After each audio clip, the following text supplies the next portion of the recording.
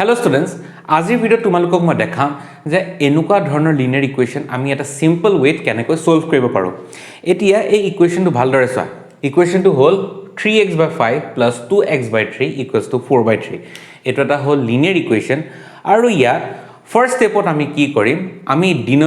ডিনোমিনেটৰস কিটা কি কৰিম আইডেন্টিফাই কৰিম ডিনোমিনেটৰস কিটা কি হ'ল 5 3 আৰু 3 এতিয়া আমাৰ হাতত তিনটা ডিনোমিনেটৰ আছে 5 3 আৰু 3 তেন্তে আমি এই ডিনোমিনেটৰস কিটাৰ এলসিএম কনসিডাৰ কৰিব লাগিব ফাৰ্স্টত তে 5 3 আৰু 3 এলসিএম হ'ল 15 এটা যেহেতু আমি গম পালো যে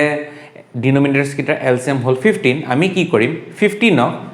each and every termৰ লগত কি কৰিম মাল্টিপ্লাই কৰিম কি কৰিম each and every termৰ লগত মাল্টিপ্লাই কৰিম তে চাও মাল্টিপ্লাই কৰি পেলাই আমি কি পাম 15 into 3x/5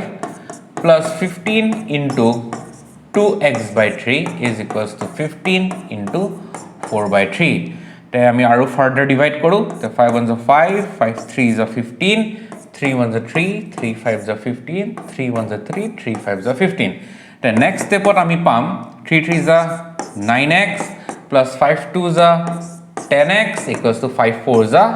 20 okay etia 9x plus 10x kiman hoy jaboge 19x equals to 20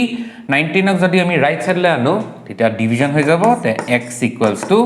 20 divided by 90 ta finally ami x or value palo 20/19 যদি এই ভিডিওটো চাই ভাল পাইছা তেতিয়া হলে লাইক আৰু সাবস্ক্ৰাইব এটা কৰি দিবা আৰু যদি তোমালোকৰ কিবা ডাউট আছে তেন্তে কমেন্ট সেকশনত শিওৰ জনাবা গুড নাইট